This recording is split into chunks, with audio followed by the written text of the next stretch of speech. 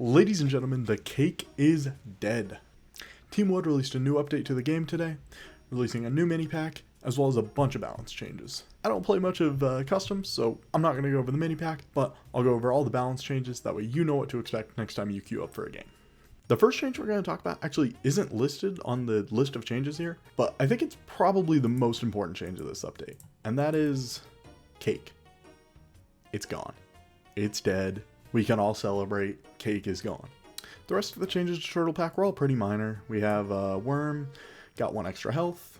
Dodo got 1 extra attack. This one will actually be fairly meaningful because it means that now instead of giving only 1 attack when you first buy it, it'll give 2 attack.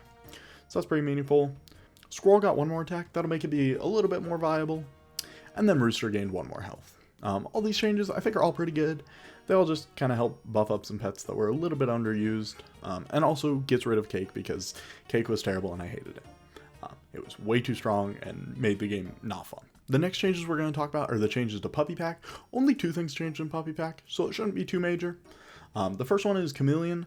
Previously, Chameleon would have copied the ability of the toy at whatever level the Chameleon was. So if your Chameleon's level 2, you would get the level 2 ability of the toy. Now, you can only get the level 2 ability of the toy if your toy's level 2 and the Chameleon's level 2. The other change is Pie got nerfed a little bit. Now it's 4-3 instead of 4-4. So, slightly lower, but should be helpful. Okay, the next pack we're going to talk about is Star Pack. This one actually had quite a few changes. Looks like there was about 9 on there. So, pretty decent. The major ones, so Elk no longer increases it by the level of the pet. Now it's just by a flat 2 gold, 4 gold, 6 gold. Sometimes it'll be a buff, sometimes it'll be a nerf, depending on what you're actually putting the extra gold on. So I think that's a pretty good change. The next one is Woodpecker. Now it only does 1 damage to the nearest 2 pets ahead, but then it's double against enemies. So this is just a buff for the Woodpecker. It'll do less damage to your team and the same damage to your opponent's team. So that seems pretty good. Okay, so then the more minor changes in Star Pack. Jellyfish got 1 extra attack. Koala got 1 extra attack. Salamander got 1 extra health, so now it's a 1-2. Cardinal got 1 extra health, so now it's a 4-3 instead of a 4-2. The Vulture got actually a 2 health increase, so from 4-3 to 4-5, which I think is pretty meaningful. I think Vulture was already like a decently strong pet, so this should make it pretty strong actually. Next up, Reindeer got a 2 attack buff. That's pretty good, especially where it has melon, so you're almost always going to be able to attack twice with it. That seems really good. Reindeer seems like it's getting really strong now. And then the last change, Velociraptor got 4 more health. Velociraptor was previously a 3-2, which was pretty low, so it being a 3-6 seems pretty good. Help it, make some better trades in the back, but it's usually not a unit you're buffing all that much anyway, so shouldn't matter too much. Next pack we're going to go over is Golden Pack. Only 2 changes on this one. First one, Bok Choy is only gain 3 health when this would faint. Used to be 4, now it's 3, which is a reasonable change. I think that perk was pretty strong. And then the other one's pretty minor. It's just Surgeonfish lost 1 attack. So nothing crazy. Okay, moving on to what is my favorite pack, Unicorn Pack. The first change in Unicorn Pack, actually, they also didn't put on the patch notes. I think they missed a few things here.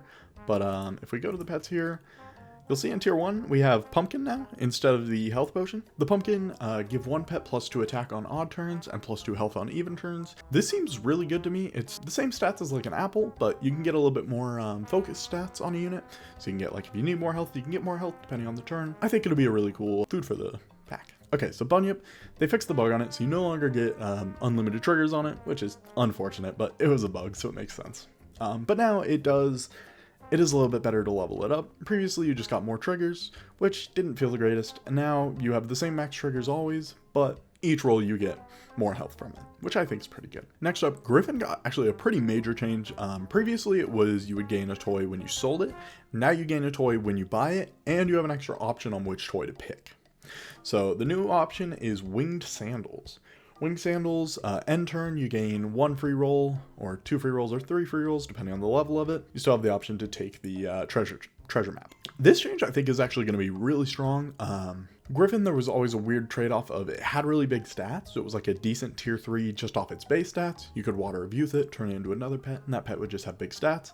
Now, there is no trade-off, and you just get to water abuse it and also get the toy, which seems really good. It also makes leveling it better. You could go level 1 and take the winged sandals while it's level 1, and then level it up to level 2 and then take the treasure map. It just opens up a lot more options for the pet, which I think is good. Okay, so Mana Hound, they nerfed its stats a little bit. It used to be a 5-3, now it's a 4-3, but to compensate for that, they changed its ability a little bit.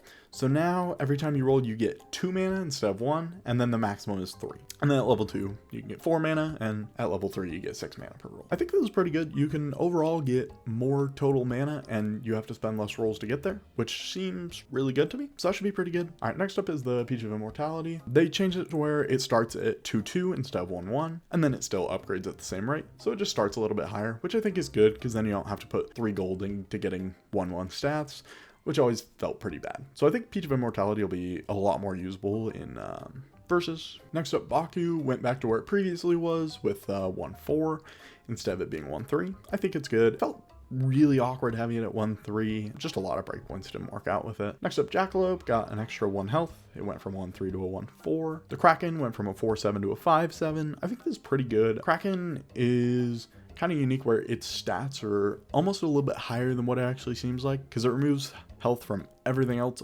but itself. So it ends up everything else kind of gets weaker around it, which makes it feel kind of stronger than its actual stats would suggest. Wormasand got switched from a 1-4 to a 4-1. I think this will be pretty meaningful. It'll let you, trade with a lot more units, which I think will be very helpful. After that, Werewolf got buffed from a 6-6 to a 7-7. Seems pretty good. Werewolf felt a little bit weak after they nerfed its ability last patch, so this feels like it helps quite a bit.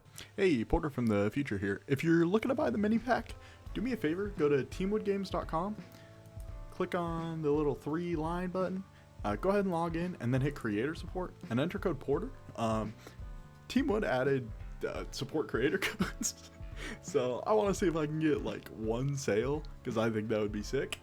Also, I think Teamwood gets more money if you do it this way, and because they don't have to give a cut to like Apple or Steam or Google Play or any of that. But yeah, if you go ahead and enter the code there and then go to shop, you can buy any of the packs or any of the mini packs or any cosmetics.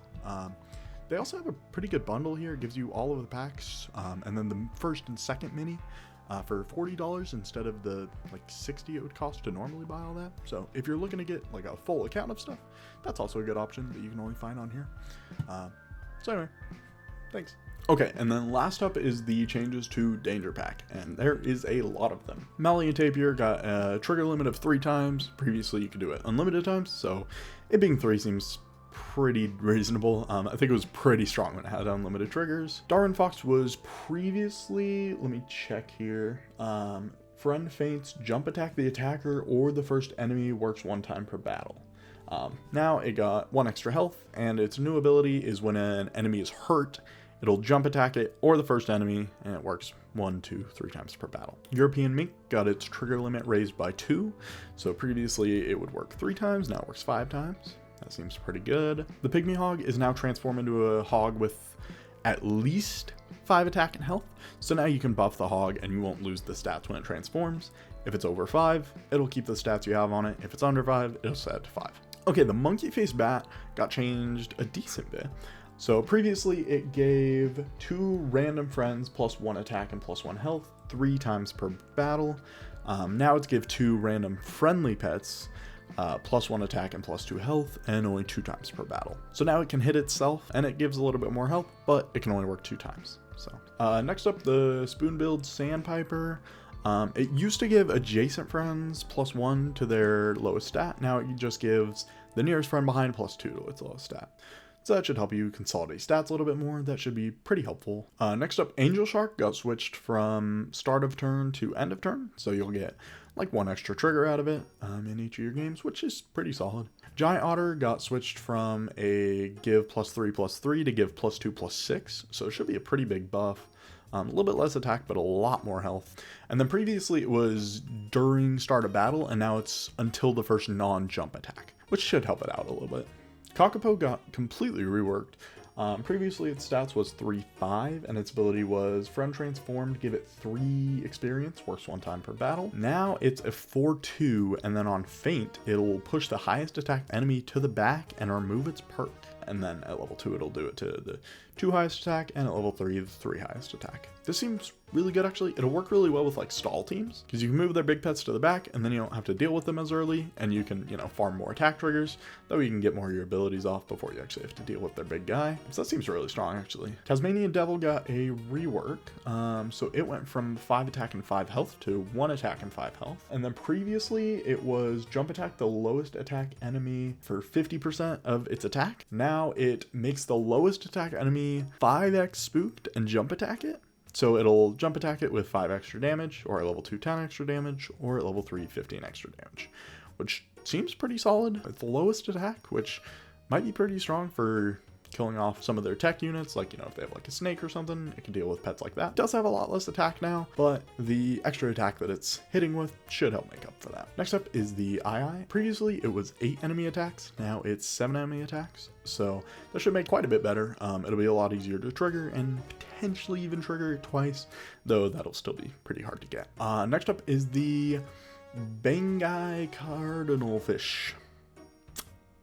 It just got changed to where it's all other pets instead of everyone.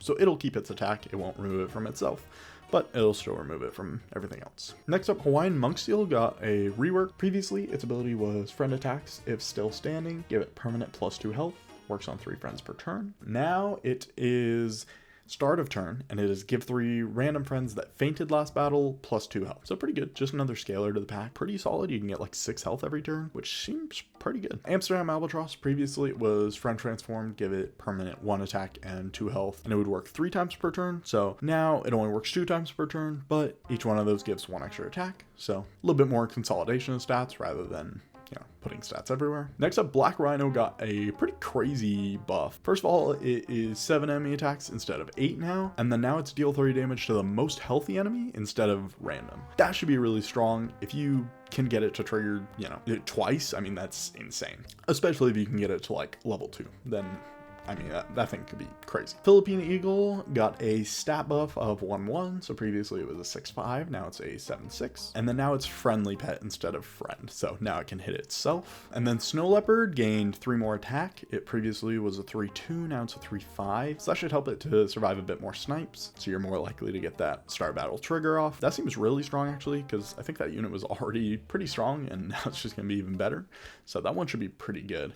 Okay, now looking at the perks. Antarctic Krill previously was stock any free useful perk food from the current tier, so it would just give you 1 random food from the current tier from any pack and it would be free. Now you get to choose, so you'll get multiple options. I'm not sure if that's 2 or 3, but you'll get some options and it'll cost 1 gold to buy that perk. So you get some more options, but it costs you a little bit more. White Truffle used to just be jump attack the highest attack enemy once when a friend faints. Now it's gain 4 attack and jump attack the highest attack enemy. So that's a pretty major buff. That'll be really strong, especially if you put it on like a giant tortoise, something like that. That's quite a bit of health. Then you're just getting a bunch of attack on it, and then it gets to, attack their biggest unit. And then Maple Syrup is, they changed the wording on it a little bit, but the same ability, but 3 times instead of twice. And that is all of the changes in terms of balancing. That is all of the changes they made in terms of balancing. One other thing of note is they changed easy mode to where instead of getting an extra life, you'll face easier teams, which I think is better. And then also they released a new mini pack, but I don't play custom, so that doesn't mean too much to me. Anyway, yeah, I think it's a pretty good update. I think most of the balance changes are pretty good, so we'll see how it goes.